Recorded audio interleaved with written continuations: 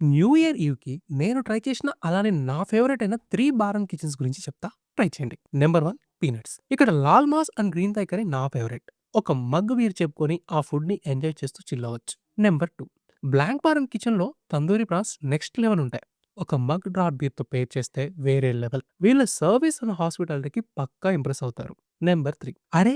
బార్‌కి వెళ్లి chicken curry with rice ఏంటి అని అనుకోకుండా ఒక్కసారి ట్రై చేయండి. One of the best chicken curry అనే చెప్పొచ్చు. ప్రైసెస్ కూడా ఆన్ పాయింట్ ఉన్నాయి.